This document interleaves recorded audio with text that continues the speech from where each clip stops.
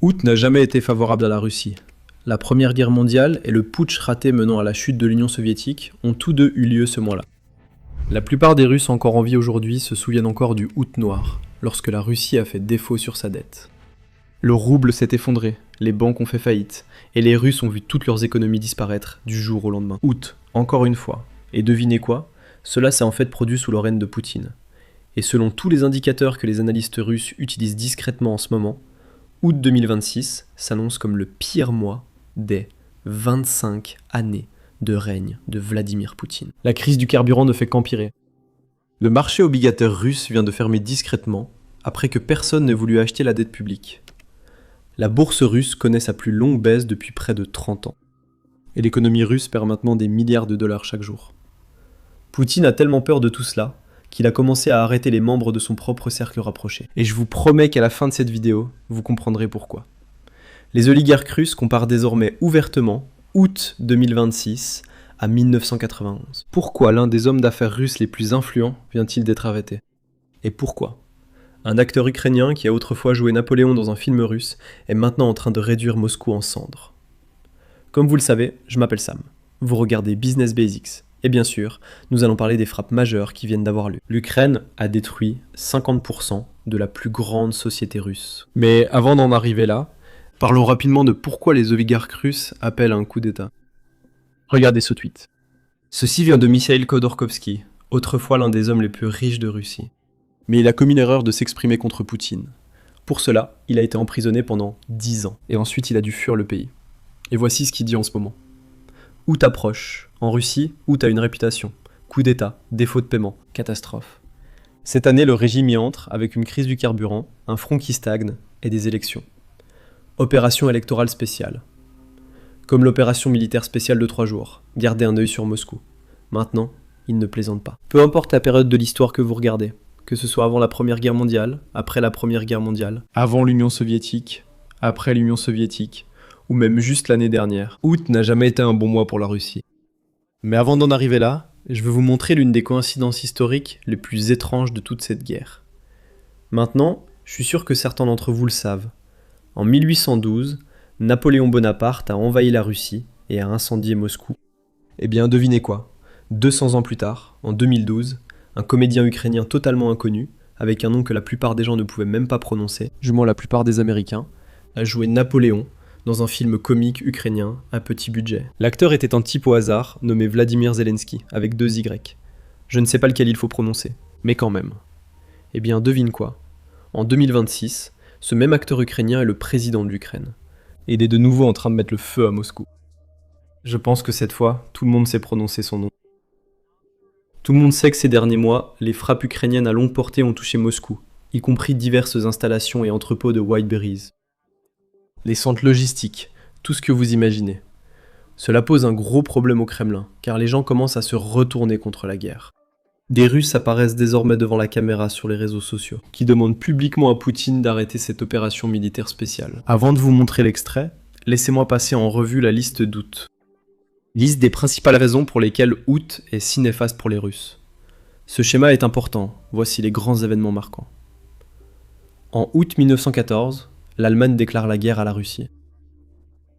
La Première Guerre mondiale débute et finit par détruire l'Empire russe. Puis en août 1917, le gouvernement provisoire russe est renversé, ce qui ouvre la porte à la révolution bolchevique, qui crée l'Union soviétique. Avançons un peu dans le temps. Nous arrivons en août 1991. Je pense que tout le monde se souvient du tristement célèbre coup d'État, lorsque les conservateurs soviétiques ont tenté de destituer Gorbatchev comme président de l'Union soviétique. Ils échouent, mais finissent par déclencher l'effondrement de l'Union soviétique.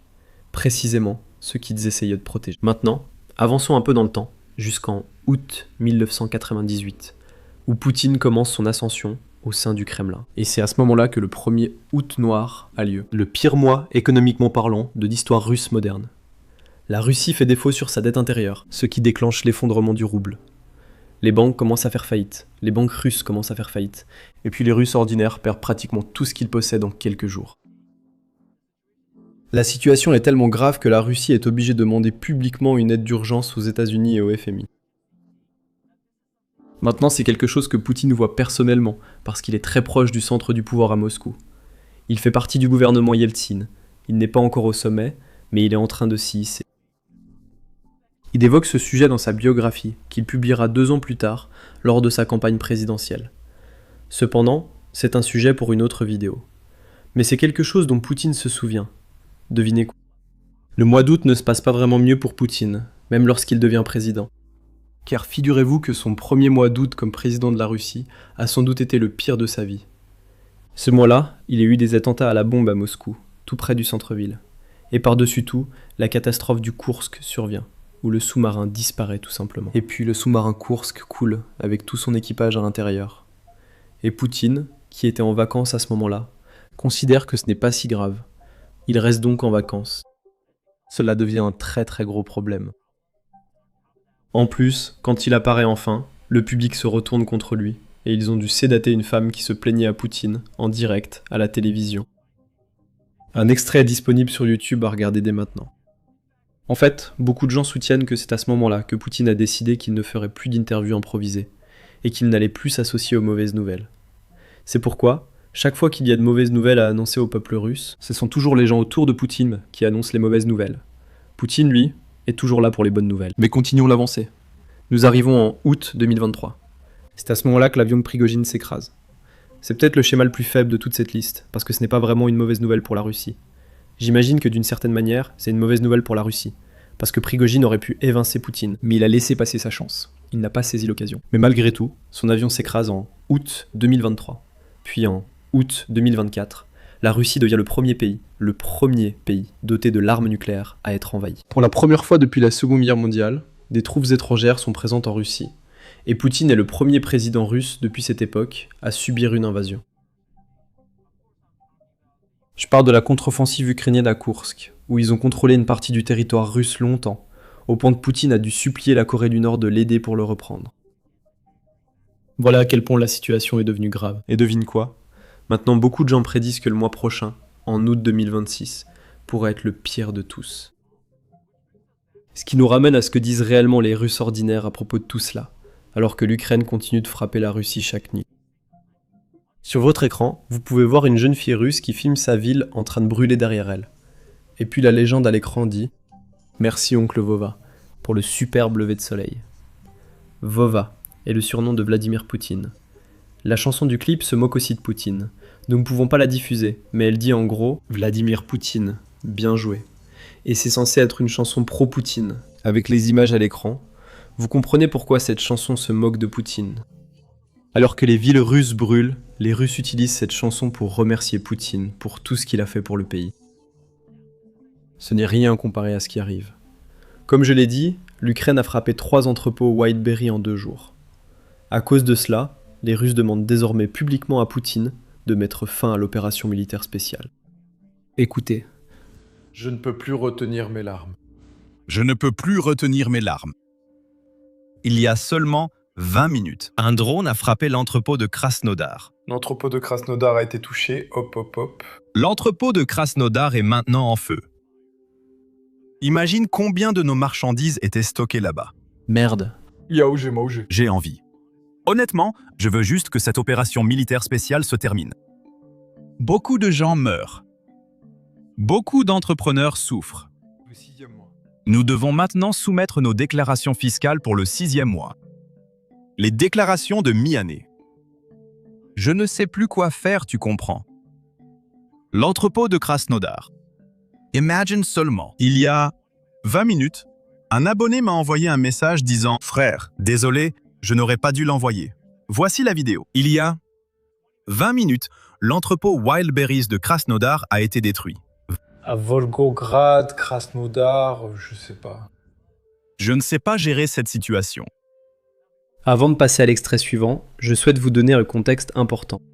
Au cours de la semaine dernière, depuis que l'Ukraine a commencé à frapper ses entrepôts, Russes, surtout des chefs d'entreprise et petits entrepreneurs, ont probablement perdu des milliards de dollars à cause de ces frappes, car ils avaient beaucoup de marchandises stockées dans ces entrepôts.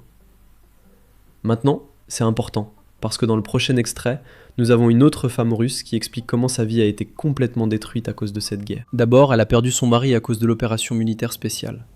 Il est allé en Ukraine sur la ligne de front, probablement pour toucher un salaire, obtenir cette prime que Poutine distribue. Mais hélas, il n'est pas revenu. Et en plus de ça, elle s'est mise à son compte en vendant sur Wildberries. Et même ça ne marche pas, à cause de l'opération militaire spéciale. Écoutez. Expliquez-moi, quand est-ce que cette merde va finir? Expliquez-moi. Quand est-ce que ce putain de C'est- cauchemar va-t-il finir? C'est tellement bizarre. Quand est-ce que notre gouvernement arrêtera son petit jeu? D'abord, mon mari a été tué. Ensuite, je me suis complètement plongée dans le travail. L'an dernier, j'ai perdu 2 millions de roubles sur Wildberries. J'ai dû prendre un prêt de trésorerie. La banque m'a ensuite arnaquée à cause d'un report d'échéance. J'ai été arnaquée. La banque m'a eu à cause d'une carte de crédit. J'ai seulement pris un mois de report d'échéance. Ils ont ajouté 700 000 roubles de plus. 1000 roubles en plus de ça. Juste pour que dalle. Je l'ai juste jeté par la fenêtre. Je l'ai jeté par la fenêtre. N'ayant pas pu clôturer ce prêt, j'ai dû en contracter un autre. Un putain de piège à dette. J'ai été stupide. Le gagnant s'est refroidi. Puis, un entrepreneur m'a escroqué de 2 millions. Tout mon stock restant dans les entrepôts de Wildberries est en train de brûler. J'ai perdu beaucoup d'argent en un an. En plus, j'ai contracté 4 500 000 en prêt, sans même compter le crédit immobilier. Quoi d'autre? Quoi? Peut-être que ça suffit. Il faut garder à l'esprit un lien important ici, même si beaucoup mentionnent des problèmes économiques dans ces extraits. Ces problèmes peuvent devenir politiques très rapidement, et les Russes sont mécontents de la situation dans laquelle ils se trouvent depuis que la guerre est arrivée chez eux, comme le disent les Ukrainiens. La Russie frappe l'Ukraine depuis longtemps, mais les Russes ne s'en préoccupaient pas, car ils n'étaient pas touchés. Mais maintenant que l'Ukraine riposte depuis 10 mois, les Russes sont bien plus mécontents de cette guerre qu'ils ne l'étaient avant le début des frappes. La colère devient pression politique sur les oligarques pour qu'ils aident les Russes ordinaires. Et devine quoi? La directrice générale de Wildberries a annoncé, juste avant mon enregistrement, qu'elle indemniserait tous les vendeurs perdant presque toutes leurs économies dans cette guerre. Mais malheureusement, cette annonce n'est pas exactement ce qu'elle semble être, car elle a utilisé beaucoup de jargon juridique pour éviter de payer tout le monde.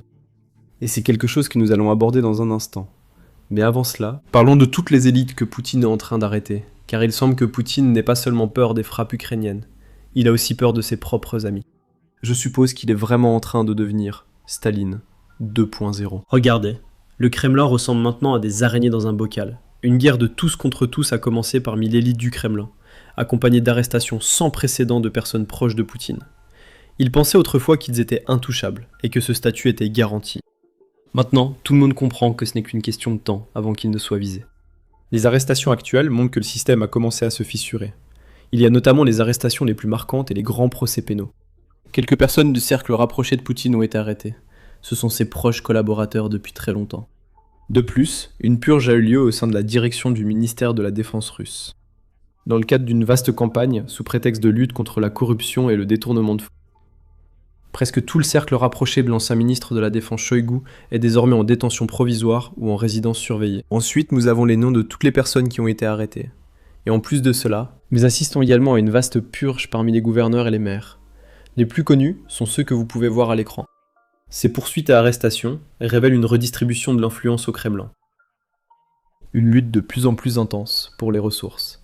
Et le fait que le principe de l'élite intouchable ne s'applique plus même aux amis de longue date de Poutine.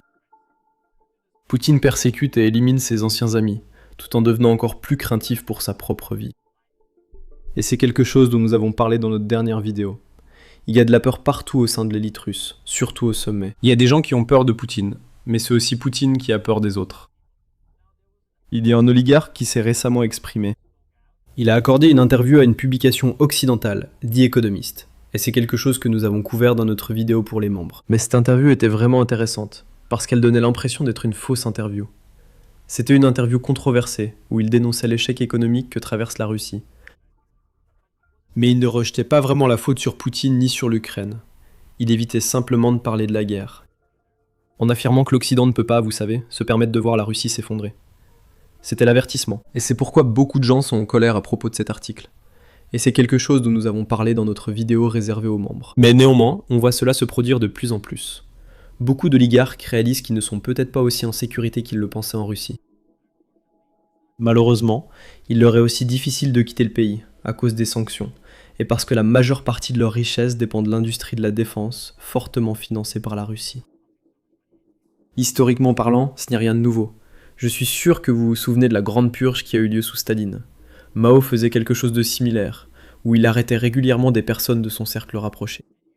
Souvent, ce type d'opération survient quand les dirigeants commencent à craindre pour leur pouvoir et leur position. Je suppose que c'est exactement ce qui se passe avec Poutine. Maintenant, malheureusement pour Poutine, les mauvaises nouvelles ne viennent pas seulement de l'intérieur du pays. Ce n'est pas seulement le marché intérieur qui lui cause des soucis. Il reçoit aussi de mauvaises nouvelles du front. Nous en avons récemment parlé dans une vidéo, après avoir découvert une statistique choquante, où un soldat russe moyen ne survit que 20 à 30 minutes en première ligne. C'est l'espérance de vie moyenne. Incroyable mais vrai, la CIA vient de le confirmer publiquement. Le directeur de la CIA, John Radcliffe, explique précisément ce que la CIA sait. Écoutez bien. L'espérance de vie moyenne d'une recrue russe arrivant actuellement sur le champ de bataille en Ukraine est estimée entre 20 et 30 minutes. 20 et 30 minutes. Et c'est parce que, vous savez, les drones pilotés par l'IA sont devenus des machines à tuer spécialisées et à faible coût. Un point important. Cela ne provient pas des services de renseignement ukrainiens, car l'Ukraine a intérêt à diffuser des informations négatives sur la Russie, ce qui est compréhensible vu qu'elle subit une invasion. Ils veulent, vous savez, gagner sur tous les fronts, autant que possible, y compris sur le front de l'information. Cela vient des services de renseignement américains, ce qui signifie qu'il y a plus de crédibilité quant à ce que ce chiffre nous indique réellement. Il n'est pas nécessaire que ce soit exact, mais le simple fait que l'espérance de vie se mesure en minutes vous dit tout sur la façon dont la Russie gagne réellement cette guerre. Comme les blogueurs de guerre russes aiment toujours le prétendre. Maintenant, en plus de cela, je veux souligner une autre raison pour laquelle cela est possible, et cela concerne l'innovation des drones ukrainiens. C'est aussi quelque chose que nous avons récemment abordé dans une vidéo réservée aux membres, mais l'Ukraine approuve actuellement 2 nouveaux modèles de drones chaque jour, et cette statistique date de 2026. C'est fou. Ils ont sûrement plus de 200 modèles approuvés cette année. Certains de ces modèles, après tous les tests, arrivent sur la ligne de front.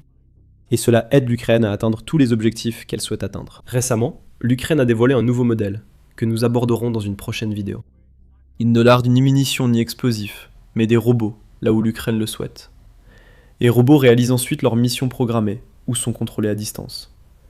Je dois encore creuser ce sujet, mais nous en parlerons dans une prochaine vidéo. N'oubliez pas de cliquer sur le bouton d'abonnement ci-dessous. L'Ukraine illustre parfaitement la guerre asymétrique. Lorsqu'un petit pays décide de surclasser un pays plus grand par son inventivité et son innovation. C'est ainsi que l'Ukraine prend l'avantage sur le front. D'ailleurs, j'ai un message important pour tous ceux qui écoutent. Soyez attentifs. La seule chose que je n'ai jamais aimée sur YouTube, c'est quand les créateurs disent « S'il vous plaît, soutenez la chaîne », mais qu'ils ne donnent rien en retour. Je l'ai fait, donc je sais que c'est mal. J'ai toujours trouvé cela à l'envers. C'est pourquoi nous avons créé Basics Insider. En devenant membre, vous soutenez notre chaîne tout en recevant quelque chose de précieux. Chaque jour, nous mettons en ligne des vidéos exclusives qui n'apparaissent pas ici sur YouTube. Parce qu'honnêtement, nous ne pouvons tout simplement pas les publier ici. Nous approfondissons bien davantage les sujets que nous traitons. Nous passons plus de temps sur des détails qui ne rentrent pas dans ces vidéos. Et bien sûr, sur des détails que l'algorithme n'aime pas. Nous faisons aussi appel à des vétérans, comme Chuck Farr, pour analyser les images du front et expliquer la situation.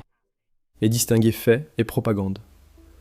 L'un des grands avantages de Basics Insider, c'est que, n'étant pas financé par la publicité, l'algorithme ne nous préoccupe pas.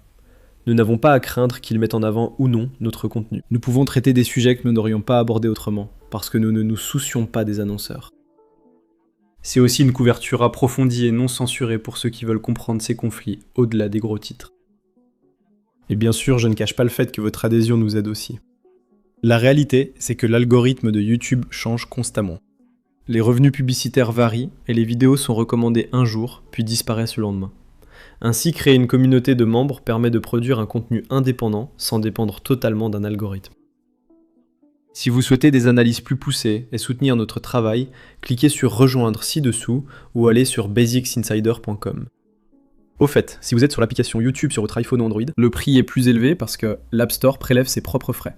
Donc si vous ne voulez pas payer ce prix, vous pouvez aller sur notre chaîne via un navigateur, sur votre téléphone ou sur un ordinateur. Nous serions ravis de vous compter parmi nous et merci beaucoup pour votre soutien.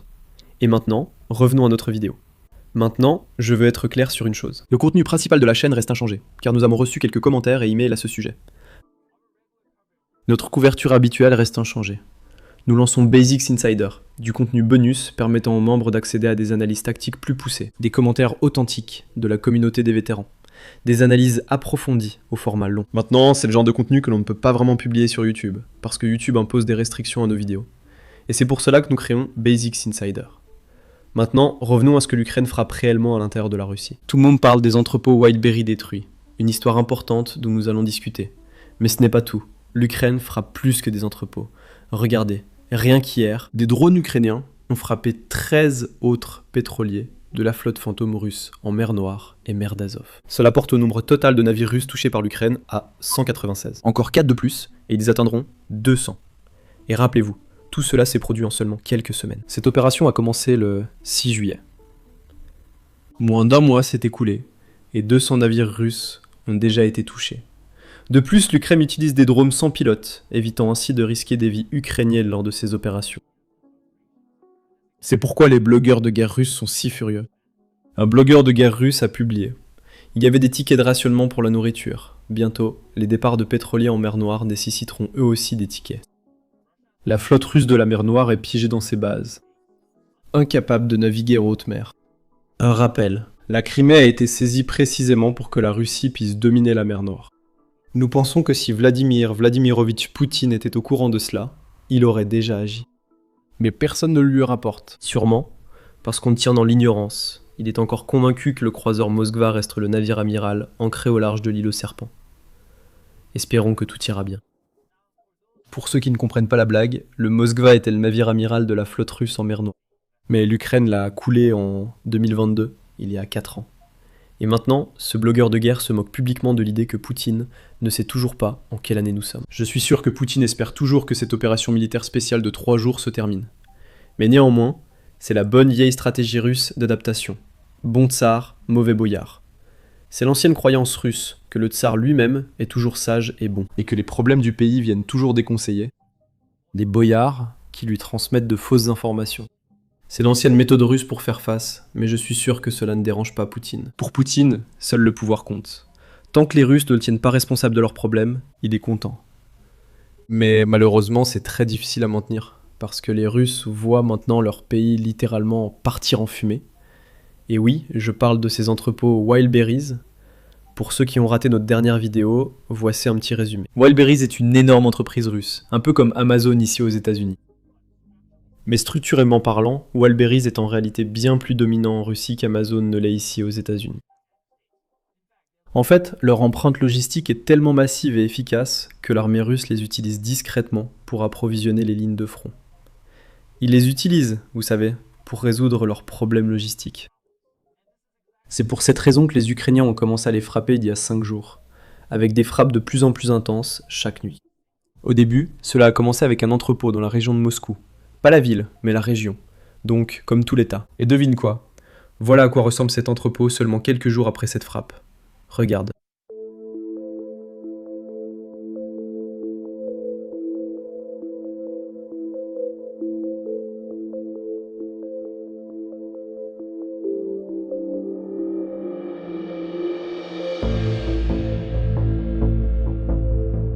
Eh bien, devine quoi? Depuis, l'Ukraine a détruit encore plus d'entrepôts Wildberries. Ces 2 derniers jours, ils en ont frappé 3 de plus. Une nuit très réussie pour les forces armées ukrainiennes, qui ont détruit 2 grandes installations Wildberries dans le sud de la Russie. Et voici les extraits. Ce feu ne semble pas réel. Je veux dire, c'est difficile de croire que ce feu est réel. Il est énorme. Je ne pense pas que quoi que ce soit va survivre là-dedans.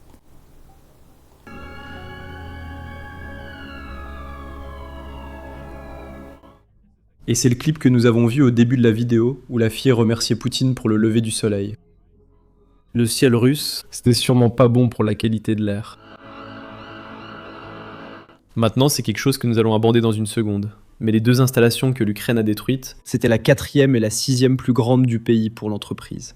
Donc, d'énormes installations ont été détruites. Je pense que la première a déjà été touchée. Il n'en reste donc que quelques-unes dans le top 10. Voici un autre extrait d'un Russe découvrant exactement ce qui se passe juste devant sa fenêtre. Écoutez bien.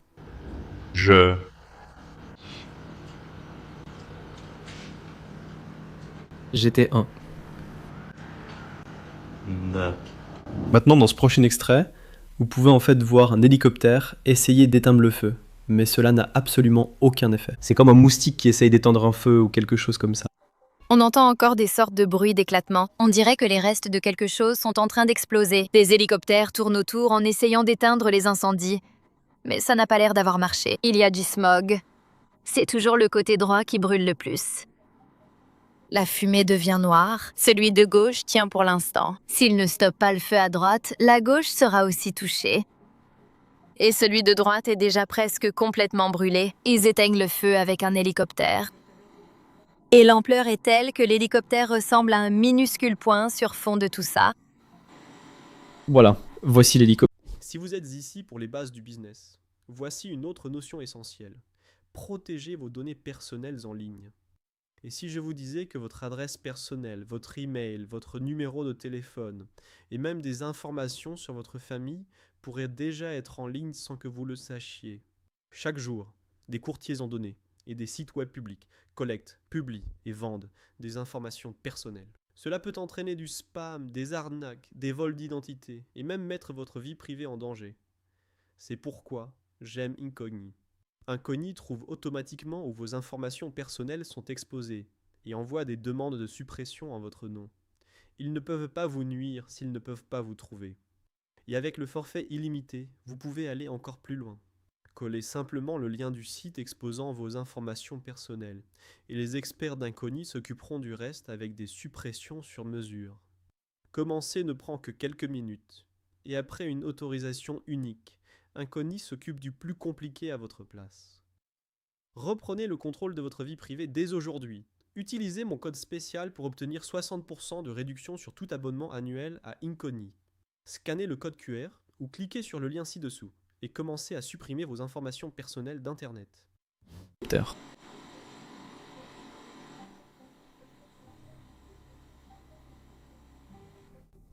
Maintenant, pour certains Russes, cela crée en fait un excellent contenu TikTok.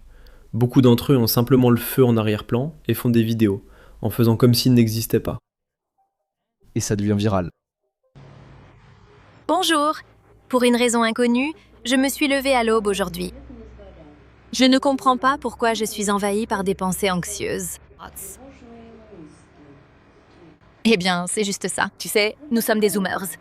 Est-ce qu'il t'arrive d'avoir des pensées anxieuses? Aujourd'hui, sans raison, je ressens une anxiété particulière. Je suis très inquiète à ce sujet. Maintenant, en plus de cela, c'est quelque chose qui n'a pas encore été confirmé. Mais alors que j'enregistre ceci jeudi matin, il y a un autre entrepôt.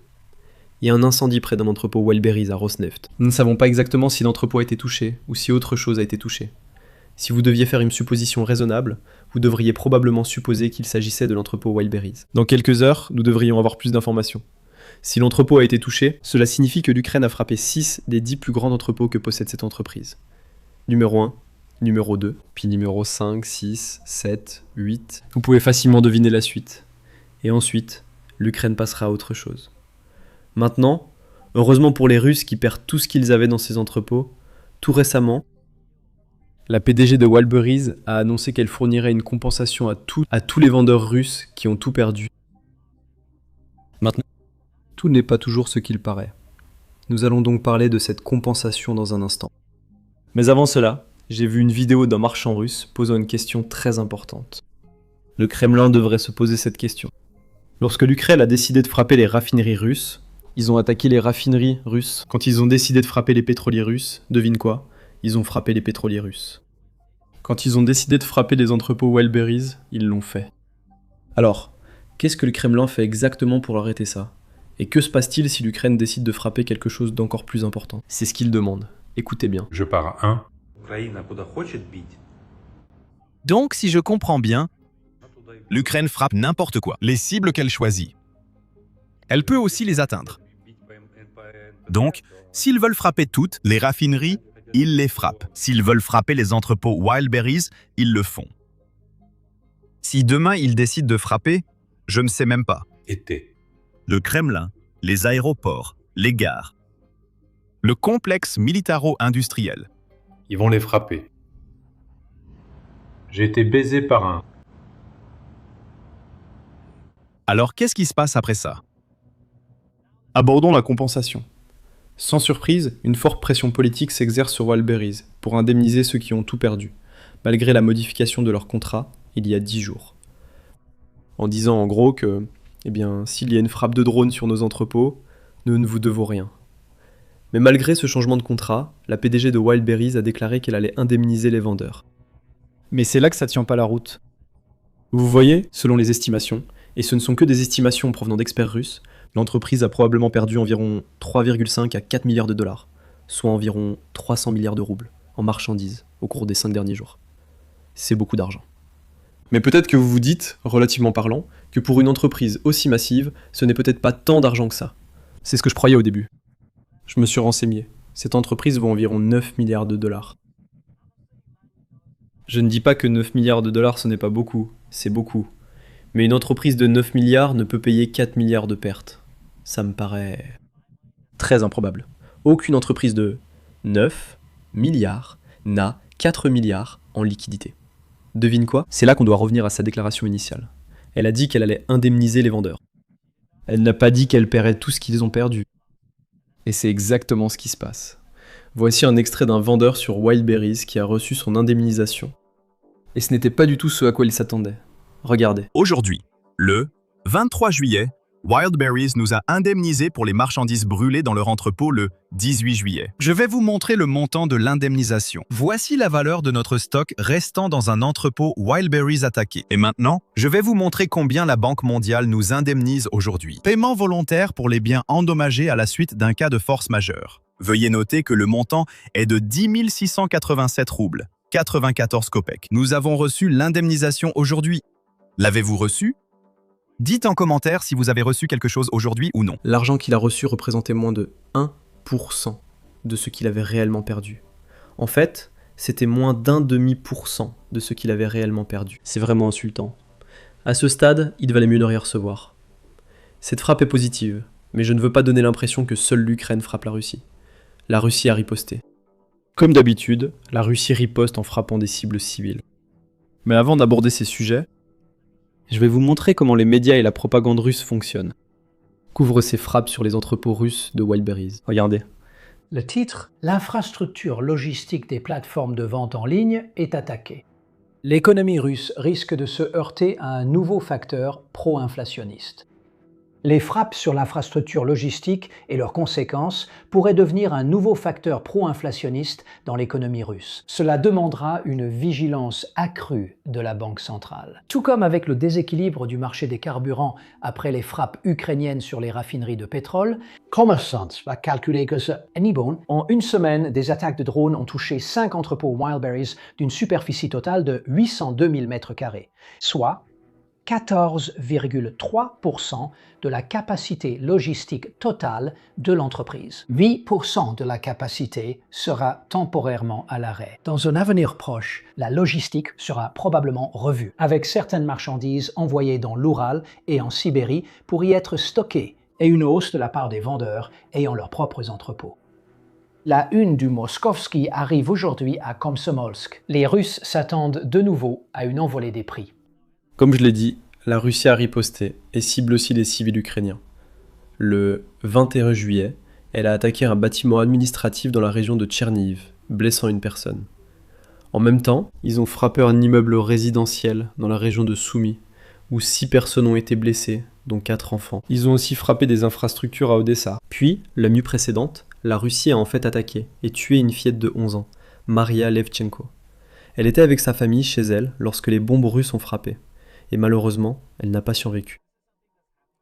Cela arrive fréquemment en Ukraine. De nombreux enfants sont blessés par les frappes russes. C'est pourquoi nous collaborons avec United 24, une organisation à but non lucratif créée par le président Zelensky. Nous avons lancé une campagne de collecte de fonds pour faire un don direct à la défense aérienne de l'Ukraine. Les dons iront à la défense aérienne de l'Ukraine. C'est un sujet que nous couvrons depuis très longtemps. L'Ukraine a mis cela en place parce qu'elle en avait vraiment besoin. Ils devaient stopper les drones et missiles russes. C'était leur solution.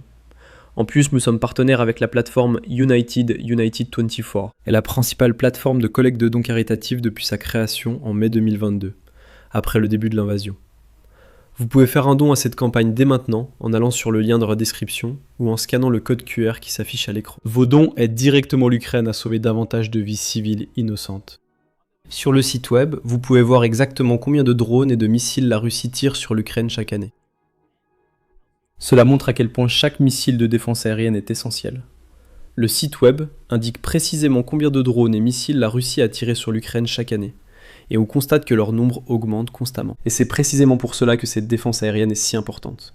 Elle est devenue cruciale pour sauver des vies et préserver les infrastructures ukrainiennes, afin qu'ils puissent continuer à se défendre. Donc, si vous souhaitez faire un don, vous pouvez le faire en cliquant sur le lien dans la description ou en scannant le code QR affiché à l'écran. C'est une organisation à but non lucratif, enregistrée aux États-Unis, donc les dons faits là-bas sont déductibles d'impôts. Il doit exister des lois similaires dans d'autres pays, mais je n'en suis pas certain. Quoi qu'il en soit, votre argent soutient une bonne cause. C'est tout ce que j'ai pour vous. Je m'appelle Sam et je vous retrouve dans la prochaine vidéo.